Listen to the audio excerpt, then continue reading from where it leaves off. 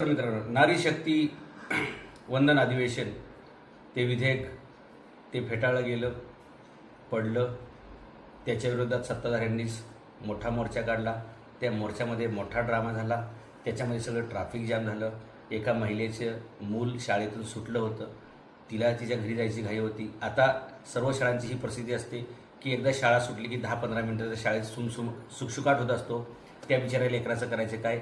या विवंचनेमध्ये ती माता 1 तासभर वाट बघत होती, हे ट्रॅफिक बाजूला होईल.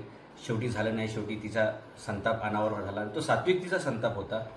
तिनं त्या मोर्चामध्ये गेली. त्या मोर्चामध्ये दिसलेल्या प्रमुख माणसाला तिने जाब विचारला. ते मंत्री होते गिरीश महाजन. गिरीश महाजन एकदम हसतमुख व्यक्तिमत्व. त्यांनी अत्यंत संयमाने ती स्थिती हाताळली. विषय जवळपास संपला होता, म्हणजे त्या दिवसापुरता.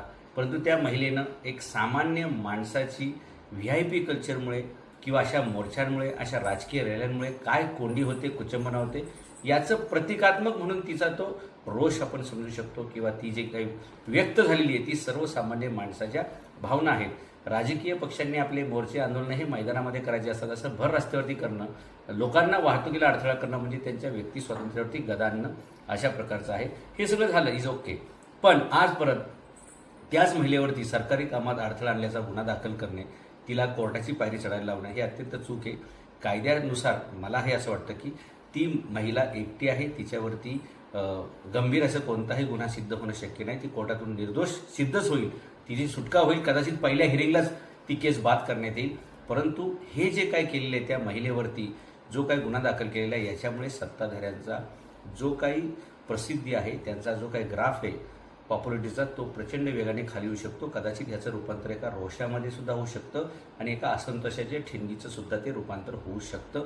त्यामुळे नेपाळसारखं अराजक निर्माण होऊ नये, नेपाळ किंवा श्रीलंका, बांगलादेशसारखी स्थिती निर्माण होऊ नये, ही खरं तर शासनात असणाऱ्या लोकांनी काळजी घ्यायची असते.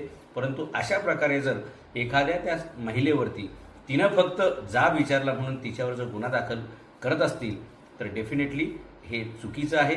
आणि एक भारतीय नागरिक म्हणून, सनई छत्रपती शासन पक्षाचा अध्यक्ष म्हणून आणि जिजाऊंचा वारसदार म्हणून माझा या गोष्टीला, चुकीच्या गोष्टीला ठाम विरोध राहील.